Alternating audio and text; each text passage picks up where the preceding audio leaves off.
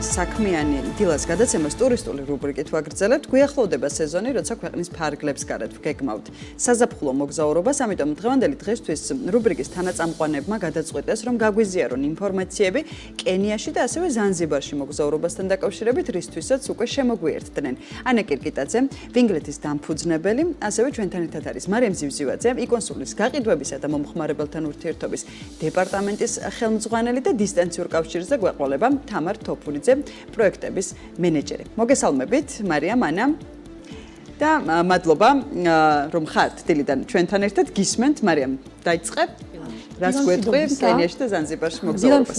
მოგესალმებით, სავიზო ცენტრი, კონსულისა და ტურისტული კომპანია ვინგლეთის სახელით. დღეს ვისაუბრებთ კენიასა და ზანზიბარის როგორც სავიზო პროცესებზე, ასევე სამოგზაურო რჩევების შესახებ. კენიის პასპორტის მფლობელებს 38 ქვეყანაში შეუძლიათ უვიზოთ მოგზაურობა. 120 ქვეყანაში სამოგზაუროდ კი ელექტრონული ან სტიკერ ვიზა სჭირდებათ. 38 ქვეყნის შემთხვევაში კი ამოქმედებულია ვიზა on arrival, იგივე ვიზა ჩასვლისას. ხოლო 2 ქვეყნის შემთხვევაში მოქმედებს ელექტრონული ავტორიზაცია ETA. უშუალოდ კენიის რესპუბლიკაში მოგზაურობას რაც შეეხება, ქვეყანაში უვიზოთ შესვლა 7 ქვეყნის მოქალაქეს შეუძლია. ელექტრონული ავტორიზაცია კი 191 ქვეყნის მოქალაქეს სჭირდება.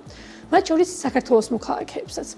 კენიის ტურიზმის სტატისტიკას თუ გადავხედავთ, დავინახავთ, რომ ბოლო წლების მანძილზე ქვეყანაში ტურისტების რაოდენობა ყოველწლიურად იზრდება. მაგალითად, კენიას 2020 წელს 576,858 ტურისტი ეწვია, ხოლო გასულ წელს 2,394,366 ადამიანი. კენიაში ვიზიტის ძირითადი მიზეზი უმრავლეს შემთხვევაში დასვენებაა, ბიზნეს საქმიანობა, გართობა, ნათესავებისა თუ ახლობლების მონახულებაა. მარიამ, თვითონ უშუალოდ ვიზის პროცესი როგორ არის? როგორ მივიღოთ კენიის ვიზა? სავიზო პროცესი მეტად მოქნილია, ვინაიდან შესაძლებელია ონლაინ ვიზის შევსება და მოთხოვნილი დოკუმენტების წარდგენა. კენიის მთავრობა განაგრძობს ტურიზმის განვითარების ხელშეწყობას და თანამშრომლობს სხვადასხვა ქვეყანასთან ვიზის გაცემის პროცესის გამარტივების მიზნით. კენიის სავიზო აპლიკაცია ონლაინ ივსება, რისთვისაც დაგჭირდებათ მოქმედი პასპორტი, რომელიც ვალიდურია მინიმუმ 6 თვე თქვენი გეგმიური გამგზავრების შემდეგ, მინიმუმ 1 თავისუფალი გვერდით. ფოტოსურათი, საკონტაქტო ინფორმაცია, ელექტრონული პოსტა და ტელეფონის ნომერი. ასევე გამგზავრების დეტალები, როგორიც არის საცხოვრებელი ადგილის ჯავშნის დამადასტურებელი დოკუმენტაცია და ავიაბილეთების ჯავშანი. შემდგომ გადაიხდით სავიზო მოსაკრებელს, საქართველოს მოქალაქის შემთხვევაში კენიაში ერთჯერადის შესვლის უფლების ვიზის მოსაკრებელი არის 30 ამერიკული დოლარი. ვიზის დამზადების პროცესი კი 3 სამუშაო დღე გრძელდება. რის შემდეგაც უკვე მიიღებთ ელექტრონულ ვიზას. მნიშვნელოვანია ისიც, რომ ელექტრონული ვიზის მიღების შემდეგ კიდევ რჩება ერთი აუცილებელი ნაბიჯი, რაც ელექტრონული ავტორიზაციის მიღებას წარმოადგენს. ხა ზანზიბარის მიმართულებით გადავინაცვლოთ, აქ როგორ გვაქვს სავიზო პროცესები? ზანზიბარის სახალხო რესპუბლიკა ტანზანიის ფედერაციული სახელმწიფოს ნაწილია, ამიტომ ზანზიბარის სახალხო რესპუბლიკის მაცხოვრებლები ფლობენ ტანზანიის ფედერაციული სახელმწიფოს პასპორტს. აღნიშნული პასპორტით 43 ქვეყანაში შეუძლია მოგზაურობა უვიზოთ. 122 ქვეყნისგან კი ვიზა სჭირდება. 3 ქვეყნის შემთხვევაში ამოქმედებულია ელექტრონული ავტორიზაცია, იგივე ETA, ხოლო 30 ქვეყანასთან მოქმედებს ვიზა on arrival, იგივე ვიზა ჩაფრენისას, ანუ ჩასვლისას. უშუალოდ ზანზიბარში მოგზაურობას რაც შეეხება, ქვეყანაში უვიზოთ შესვლა 47 ქვეყნის მოქალაქეს შეუძლია. ვიზა კი 25 ქვეყნის მოქალაქეს სჭირდება, მათ შორის გახლავთ საქართველოს მოქალაქეები. ხოლო 126 ქვეყანასთან მოქმედებს ვიზა on arrival, იგივე ვიზა ჩასვლისას. ტანზანიის ტერიტორიაზე მოკლებადიანი ვიზიტით შესვლისა და მოგზაურობის მიზნით საქართველოს მოქალაქეს ელექტრონული ვიზა მოეთხოვება. უცხო ქვეყნის მოქალაქეებისთვის ვიზა გაიცემა ტურიზმის, დასვენების, არდადეგების, კონფერენციაში მონაწილეობის, ჰუმანიტარული და საქველმოქმედო საქმიანობის, ოჯახის წევრისა თუ სამედიცინო მიმართულების მხრივ. ან ნებისმიერი სხვა მიზნისთვის, რომელიც შეიძლება განსაზღვროს გამცემა ორგანო.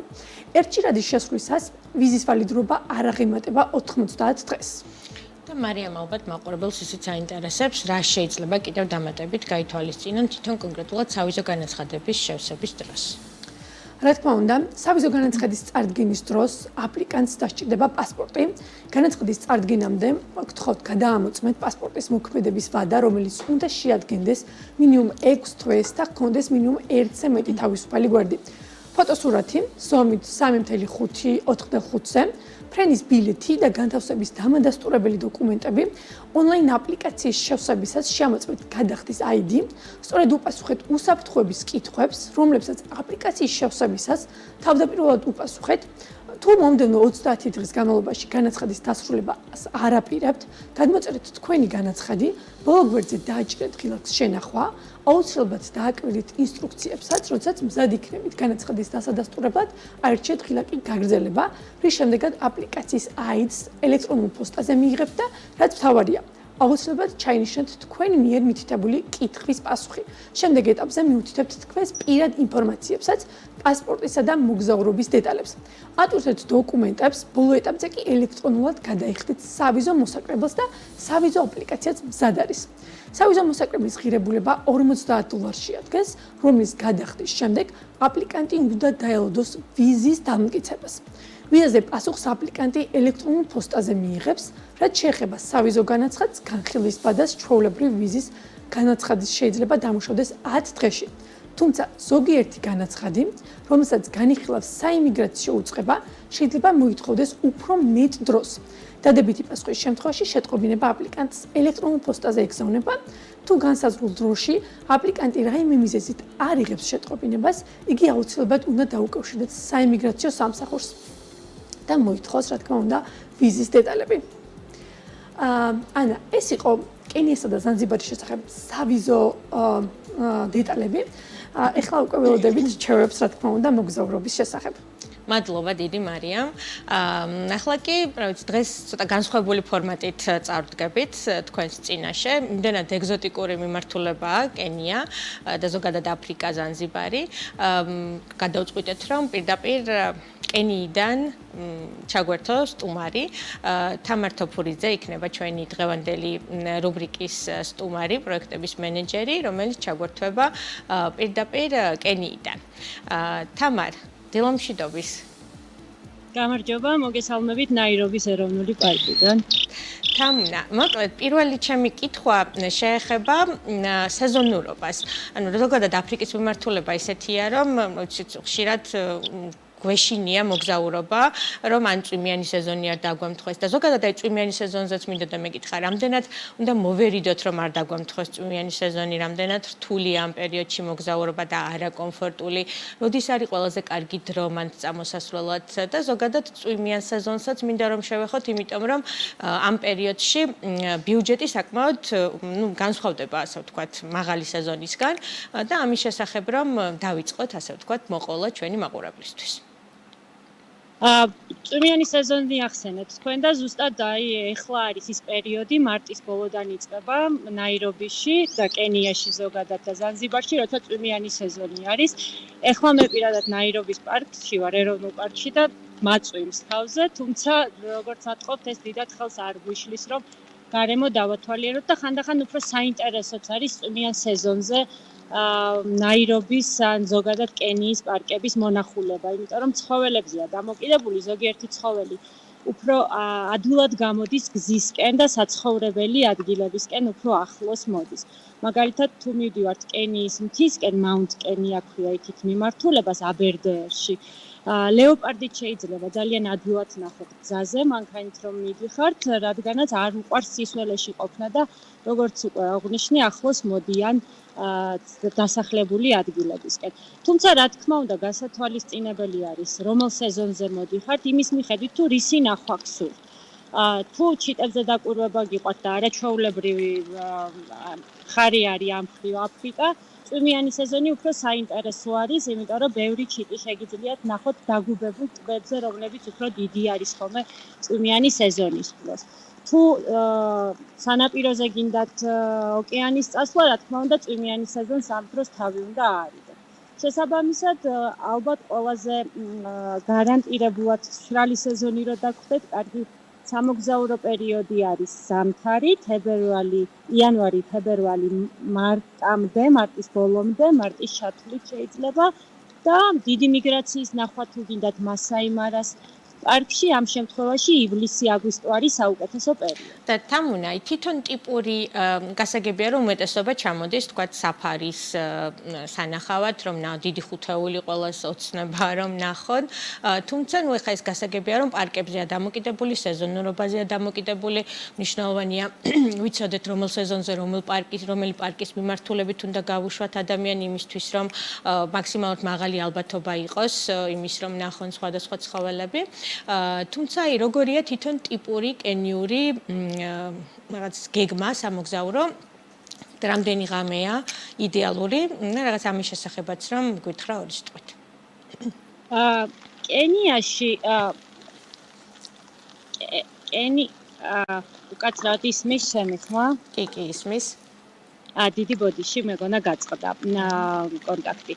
კენიაში და ზანზიბარში საუკეთესო ის არის, რომ იმდენად დიდი არჩევანი არის, რომ თითქმის შეუძლებელია ვერ ნახოთ დიდი ხუთეულიდან 4 ცხოველი მაინც.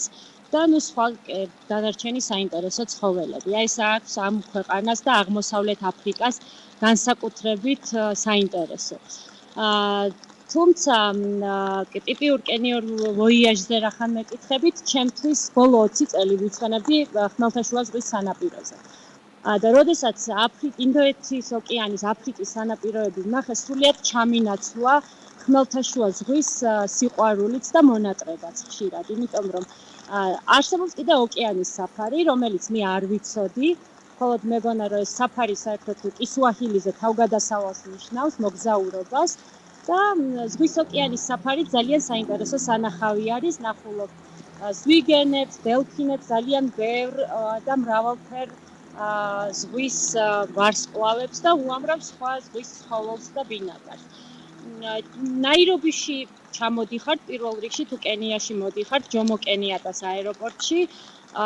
ერთი სტერეოტიპი რა ალბათ რაც უმრავლესობას ჩვენ გვაქვს და მეც მქონდა ის არის რომ მეგონა რომ ინფრასტრუქტურულად არ იყო გამართული საკმარისად, თუმცა ყველა ეროვნულ პარკში შეგიძლიათ რომ ნაირობის აეროპორტიდან გადაფრინდეთ თვითმფრინავით, ასევე სანაპიროს მხარეზეც, სანაპიროზე შეგიძლიათ წახვიდეთ მატარებლითაც. ამიტომ დაახლოებით 10 დღეს თუ გაითვალისწინებთ, თუმცა 5-დან 7 დღემდე საკმარისი იქნება, საფარისაც ნახავთ კენიაში და სანაპიროზე გადასვლასაც მოახერხებთ 2-3 ღამით, რომ ისიამოვნოთ ოკეანის საფარით ან უბრალოდ დასვენებით. თამუნა, აი აცრების შესახებაც რომ ვუთხრათ ჩვენს მაყურებელს, ალბათ ბევრს აინტერესებს, ჭირდებათ თუ არა რაიმე აცრა კონკრეტულად ამ მიმართულებით მოგზაურობის დროს და ნუ თუ ჭირდებათ რა აცრებია ესენი. იცით რა არის სავალდებულო არ არის ყვითელი ცხელების აცრა. მე და ჩემი ოჯახის ყველა წევრი აცრილები ვართ, ვინაიდან აქ ცხოვრობ. იმიტომ რომ კენიაში არ არის ყვითელი ცხელება გავრცელებული. თუმცა რამდენადაც მე ვიცი აუცილებელი არის რა თქმა უნდა ეს ყველაფერი ექიმთან გადაამოწმოს ადამიანმა. ყვითელი ცხელების აცრა ერთ-ერთი ყველაზე ძველი ვაქცინა არის და ყველაზე უსაფრთხო. შესაბამისად ჩემი უმცროსი შვილი 4 წლის იყო რომ აიცრა. და რაც შეეხება მალარიას, მალარია როგორც იცით, ყოღო არის გადამტანი, რომელიც ყველა ბუნებრივ გარემოში ვერძლებს, ამიტომ შესაბამისად მხოლოდ კონკრეტულ რეგიონებში არის ხოლმე. კენიაში ამ შემთხვევაში თუ თქვენ მიდიხართ ვიქტორიას ტბისკენ, იქით არის მალარია გავრცელებული, მალარიას აცრა არ ჭირდება, მალარიისთვის სვამენ აპს, რომელიც მე პირადად არ დამილევია, იმიტომ რომ არის ბევრი სხვა საშუალება, რომელთაც შეგიძლია ყოღო აირიდოთ, ეგრეთ წოდებული სპრეები და ასე შემდეგ. ანუ გარკვეულ შემთხვევაში სპრეით საკმარისია, რომ თქვათ აცრებით არ დავიტვირთოთ ზედმეტად, თუ თქვათ ამის განსაკუთრებული აუცილებლობა არ არის და შემოვიფარგლოთ სპრეით. თამუნა, იცი რა მინდა გკითხო, პატარა ბავშვთან ერთად წახვედი პრაქტიკულად 4 წლის ბავშვთან ერთად. როდესაც დაიწყო თქვენი აფრიკული მოგზაურობა და თავგადასავალი. აი ოჯახებით მოგზაურობას რამდენად ურჩევდი ჩვენ მაყურებელს, აი პატარა ბავშვებით მოგზაურობას, ხშირება 4 წლის არა, მაგრამ აი 5, 6, 7 წლის ბავშვებით, ანუ ამასაკიდან თუ შეგვიძლია რომ დავიწყოთ დაგეგმვა მაგ კონკრეტული მიმართულების. ზანზიბარიც და კენიაც ამითი არის კიდევ ერთი განსაკუთრებულობა ამ მხარის და ამ მიმართულების, რომ ოჯახთან ერთად მოგზაურობა და გულისხმობ ოჯახში პატარა ბავშვებსაც 6-7 წლის როგორც თქვენ ახსენეთ, მათთვისაც ძალიან საინტერესოა. და წარმოიდგინეთ, ნახულობენ იმ ცხოველებს, მაგალითად, მეფე ლომის გმირებს თავისი თვალით და ეს რა თქმა უნდა იწვევს მათში აღფრთოვანებას და ინტერესს. ძალიან კომფორტული არის, ხშირ შემთხვევაში შეიძლება დაგიკვირდეთ ან არ ელოდეთ, მაგრამ სერვისი არის ევროპაზე და ამერიკაზე უფრო მაღალ დონეზე, იმიტომ რომ როგორც იცით, ეს კონტინენტი არ ითვლება უსაფრთხოდ, ამიტომ იქ სადაც მოგზაურები დადიან, განსაკუთრებად დაცული არის და სერვისიც მაღალი დონისაც არის. საკვების შემთხვევაშიც საკმაოდ დაცული არის მაღალი სტანდარტი სიცოცხლისათვის და გემოებისაც, იმიტომ რომ ძალიან ბევრი სამზარეულო შეგიძლიათ დააგემოვნოთ, აზიურიც, ევროპულიც, იტალიურიც, ინდურიც. შესაბამისად, ბავშვებთან, ჩემი მეგობრები ჩამოსულან ბავშვებთან ერთად და ბავშვებმა ძალიან ისიამოვნეს. მე ასევე მყავს 16 წლის და 23 წლის შვილი და იმათაც თავიანთი ინტერესები აქვს, იმიტომ რომ ყველასთვის ძალიან საინტერესო დანიშნულება არის. ძალიან საინტერესო და ძალიან კარგი და ბოლოს მინდა გკითხო, ამ ხნის განმავლობაში და ზოგადად მოგზაურობაც რა უნდა გაითვალისწინონ, ყველაზე მეტად რა გეუცნაურება მანდ და რას უნდა მივაქციოთ, ასე ვთქვათ, განსაკუთრებული ყურადღება 2-3 რჩევა ამასთან დაკავშირებითაც რომ მოგცე. აუცილებლად გაითვალისწინეთ სეზონი და იმიტომ რომ წვიმიანი სეზონია, უარი ამის გამო არ თქვათ, ხანდახან შეიძლება ფასი უფრო მომგებიანი იყოს. არ არის აუცილებელი საჭიროზე მეტი ნივთი გქონდეთ, გულისხმობ მაგალითად ნაღდი ფული, ქეში, რომ გედოთ ძალიან ბევრი. იმიტომ რომ ელექტრონული ბარათით შეგიძლიათ გადაიხადოთ საბანკო ბარათით, ამიტომ შეეცადეთ რომ უფრო მსუბუქად იმოგზაუროთ. და ხანდახან ღია ადგილას ვთქვათ, მაგალითად 2 დღის წინ შემშულს ჰოთ-დოგი ეჭირა და ესე ფორმას წასკაცა ხელიდან და მოშიშლებულ ადგილას ეცადეთ რომ არ ჭამოთ ხოლმე ესე თავისუფლად. თუმცა ბავშვი არ დაუზიანებია. ხო, ძალიან კარგი ამბავია ეს. თუმცა რა თქმა უნდა, გარკვეული საკითხები წინასწარ ყოველთვის სასურველია რომ გავითვალისწინოთ ხოლმე. თამუნა, ძალიან დიდი მადლობა იმისთვის რომ იყავი ჩვენი სტუმარი დღეს და პირდაპირ კენიიდან მოგვიყევი ამ მიმართულების შესახებ. დაგემშვიდობებით და რა ვიცი, სამომავლოდ ჩვენ და თამუნა, ინგლეთი თამუნასთან ერთად, პრინციპში გეგმავს ტურს კენიის მიმართულებით და დაველოდებით, ასე ვთქვათ, ჯგუფის შევსებას და შემოგთავაზებთ ძალიან საინტერესო მოგზაურობას კენიაში. ახლა კი დიდი მადლობა, კიდევ ერთხელ თამუნას და დავუბრუნდეთ ნინის ჩვენი შემდეგი რუბრიკით კი შემდეგ ორშაბათს დაგიბრუნდებით ჩვენ. ძალიან დიდი მადლობა. ანა მარიამ და მადლობა ასევე თამუნას, რომელიც გვერდდებოდა პირდაპირ ეთერში და ასე საინტერესოდ მოგვაწოდა ინფორმაციები მოგზაურობის შესახებ და ველოდებით მომდევნო ორშაბათს არანაკლებ საინტერესო თემებით შემოგვერდდებიან ჩვენი თანაწამყვანები.